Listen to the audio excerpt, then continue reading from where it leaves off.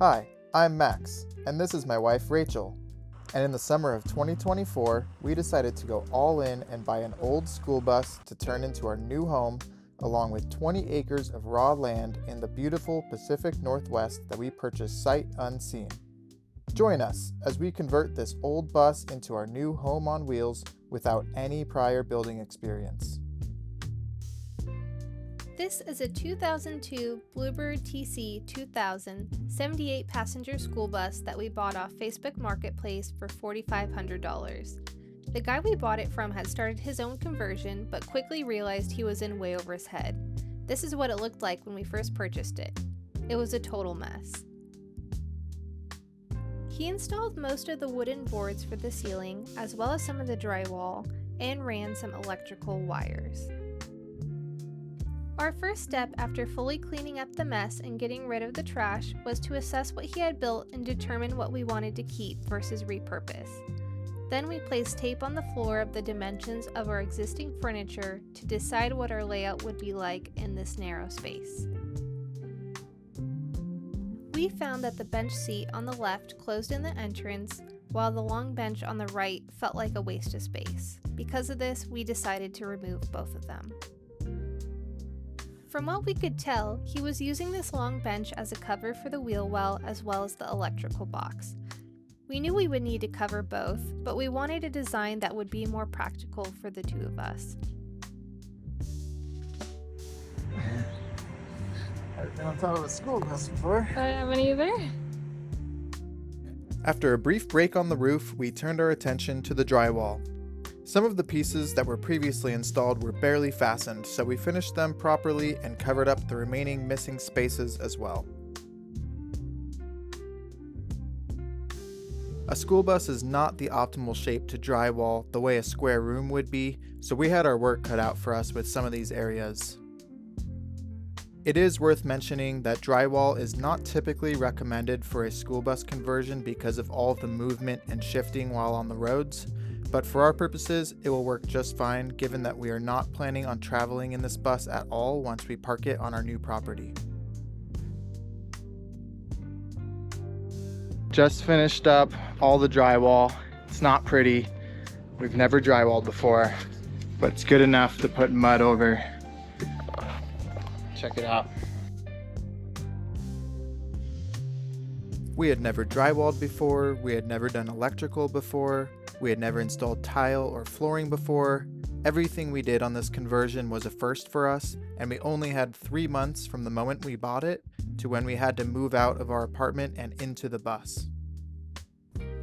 Once the drywall was complete, we began mudding. Mudding is the process of adding joint compound to the seams and screw holes of drywall panels to create a smooth, seamless surface ready for paint. We worked as a team. I applied the first layer of mud, while Max followed by adding drywall tape and the second layer of mud. These layers needed to dry overnight before applying the third and final layer. This process took us way longer than we expected. At this time, both of us were working full-time jobs and only had after work and weekends to complete these projects. It took us over a week just to apply these 3 rounds of mud. Hello! I think it's day 7 or 8. Hello! So the last time we were here, we've been bad about the GoPro, but last time we were here, we finished the first mudding of everything. As you can see with the ceiling, it took us a really long time. We worked into the night, but it was great. And since in our apartment, we have worked on screens. So Max got these metal things cut correctly, and then I helped with putting the screen on and making them fit. So they're the right size for like the normal windows like this, but not the funky ones like this. So we still got to figure those out. But we got 16 of these. Just started figuring out the screws. And this window back here is our test window. So right now we just put 1 screw in. Got to do 3 other ones, but we want to make sure it's perfect before we put them on the rest of the windows.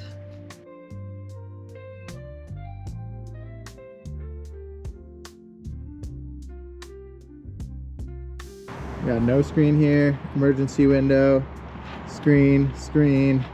This one's a weird size because of this thing. Don't know what we're gonna do. Might just be a fully closed window all the time. Might make a custom screen for it. Screen, screen, emergency window. So these flap all the way out, where these just half of it goes down. Screen, screen, screen, screen, screen, screen.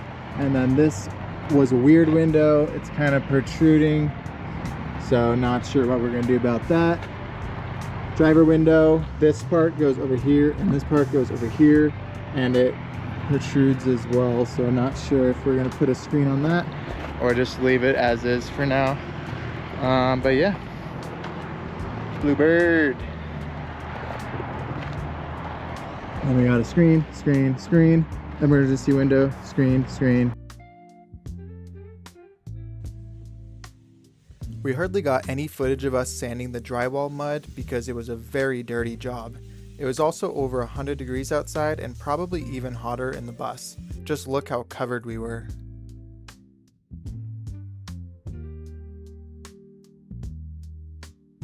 So after cleaning all the debris from that, we both tackled some quick tasks we had been wanting to complete. Rachel wired her first ever outlet, and I fastened the windows that were missing some washers. We hadn't realized these were missing until a window fell off the wall into the bus one day.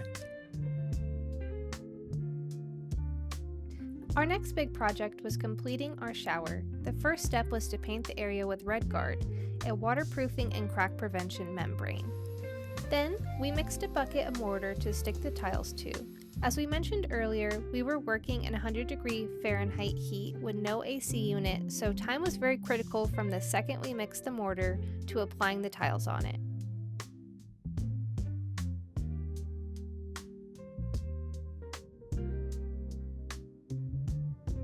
For better efficiency, Max cut the tiles while I applied the mortar and the tiles to the walls.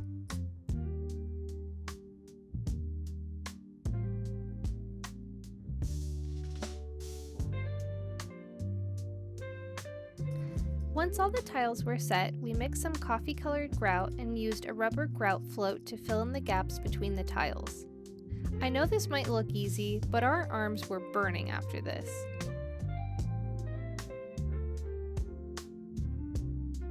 Then Max came in with a wet sponge and cleaned all the excess grout off the tiles.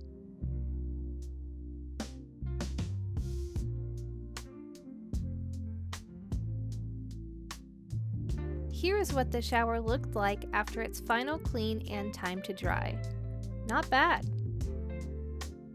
Now that the shower project was complete, we could finally move to the project we knew would make the biggest visual difference in the conversion: painting. So we taped everything off, put a layer of primer on all the walls, and painted the ceiling white. As much as we love the wooden ceiling look, there was just too many spaces and blemishes we had to cover up with mud to leave it like that, and we ended up loving the white ceiling as well.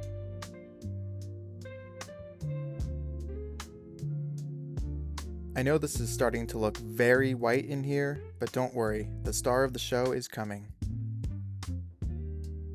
This is a color that was so easy for us to both agree on. It's called Balcony Sunset, and it tied the interior together even better than we thought it would.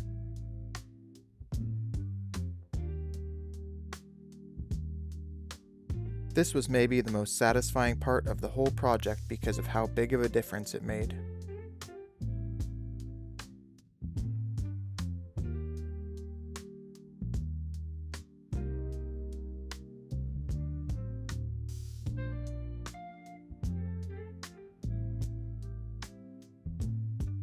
Just finished painting.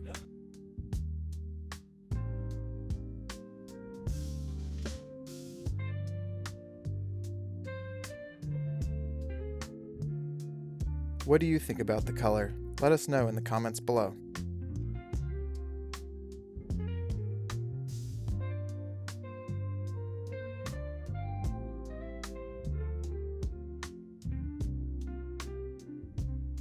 So, after removing the tape and doing some final touch-ups, we turned our attention to some more small projects like hanging curtain rods.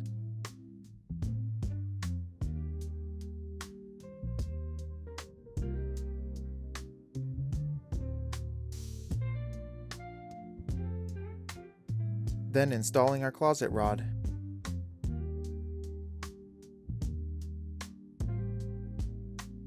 Next, it was time to figure out electrical. We installed a 50 amp inlet on the exterior of the bus that ran directly into our 6-breaker box inside. I sealed that off, and then we connected all wires in the box the best we could without knowing which wires go to what until we could test them.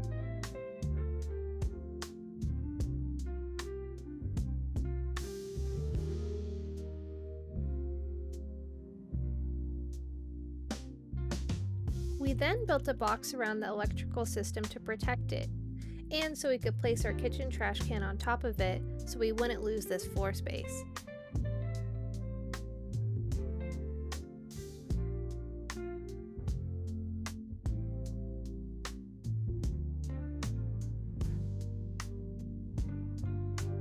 And here is the final product. We decided to keep this cabinet and countertop that the previous owner left in the bus. We just needed to cut it, paint it, and glue the countertop to the base.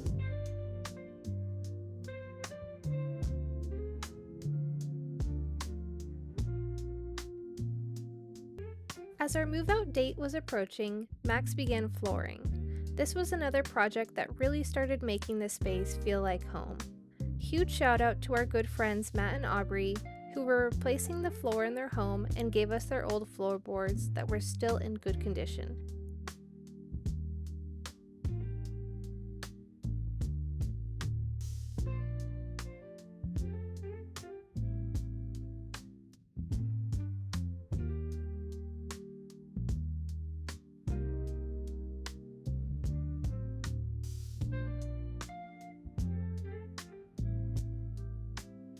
Today Max is putting in flooring and I did the curtains, working on the shower, all the good stuff.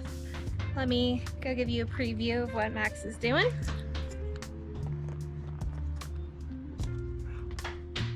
New curtains right here, looking good. Max put all this floor in, donated very kindly by Aubrey and Matt.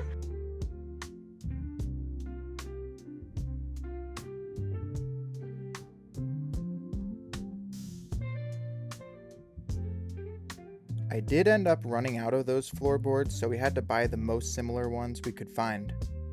Once we cleaned them all, you really can't tell the difference, and we're lucky to have gotten so much for free because we discovered flooring is not cheap. It really turned out great for my first time flooring. We ordered some off-white colored curtains to hang, and loved how the color looked with the balcony sunset walls.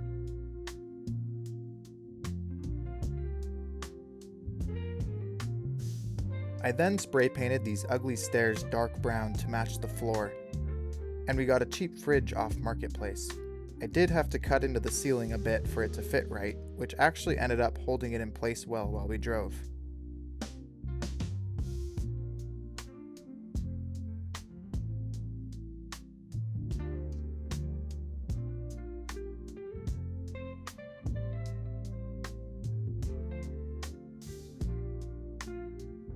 We're leaving in 1 week in our bus. Here's where we're at. We do still need to replace the door. Just sprayed inside of here. Didn't finish. 1 can wasn't enough. Got to get another can today. Spray paint it. Got this shelving for free. It's gonna be like a pantry type of thing. Got this painted. It's our kitchen, full of a bunch of junk right now, but we just picked up this fridge about 2 days ago, just an old General Electric. Here's our electrical right next to the fridge. There's our 6-breaker box going out to a RV inlet on the outside of the bus. Just got our sink in. Still need to hook up the water system and pump, but that's on the way. This is where our couch is gonna go. We got our chairs and cooler here currently. Here's our shower, our closet, put shoes under here and on top of here. And then I didn't end up flooring where our bed is gonna go because our bed frame is just gonna go right along the flooring anyways, and this is where we're just storing all of our tools and scraps and extra supplies. And then the AC/heater came in, got it hooked up to the back window. All right, today on the bus conversion, gonna finish spraying the stairs. Nice brown color, and we're finally replacing the door. We just picked up this new door. Look how beautiful it is. Wow. Some nice windows on it, and this door sucks. We've been so excited for weeks to finally replace this door.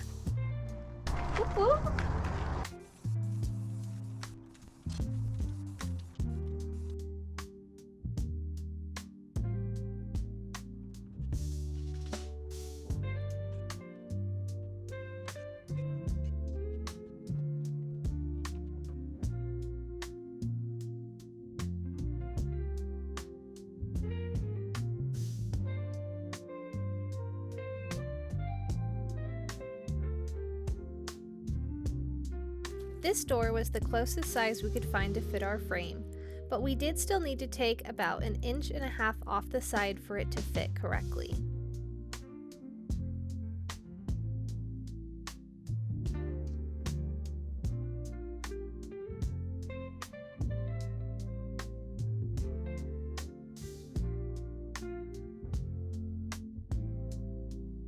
We got the knob and lock installed, and loved the way it looked. Things were really coming together.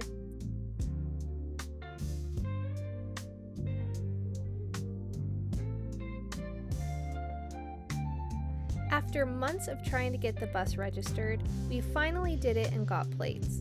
We had such a hard time getting it insured, which was required to get it registered with the DMV in order to drive legally. We had converted the title from a school bus to an RV, so we didn't have to get a commercial driver's license.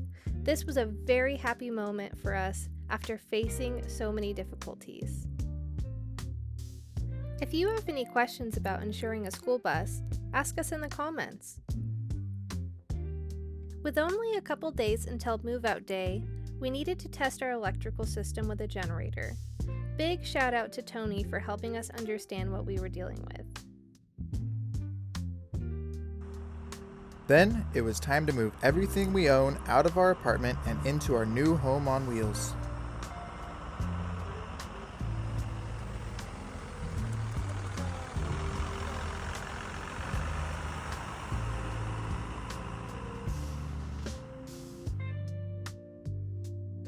We had such a huge adventure ahead of us, unsure how the bus would do on a 1,000-mile drive, unsure what our property would be like since we bought it sight unseen, and unsure what challenges we might face along the way.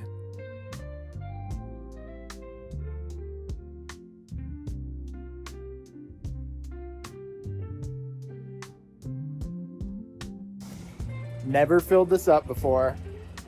We don't know how many gallons it's going to take, but it's pretty much empty. Little concerned that it's going to be like $300, but gotta do what you gotta do. Oh, jeez. We're at 45 gallons. Yeah, you were right about it's gonna be a lot of money. 48 Oh, gallons. that's not bad. You said it's gonna be a couple hundred. 173 is a lot, but I'll take it. 48 gallons of gas. I think my old car took 13. Today's the day. We're officially moving. We have everything we own in the school bus. It's an absolute mess. We're hauling through Wyoming right now, empty roads, 80-mile-an-hour speed limit. Over 1,000-mile drive. Should take 18, 20 hours or so.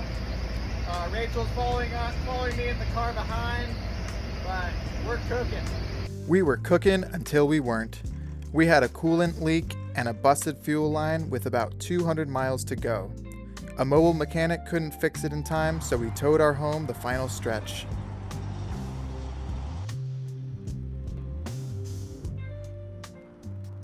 But we made it to our property and it was even more beautiful than we originally thought. It was everything we dreamt of. Now to figure out how to get our bus onto it. Cannonballs! So we had a driveway built.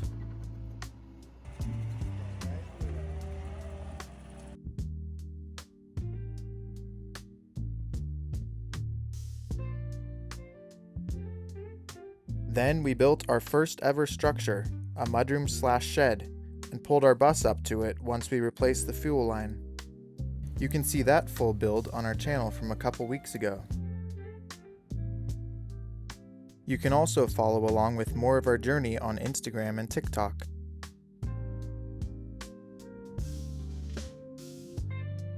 We'll be posting a full walkthrough of our skoolie home next week right here on our channel.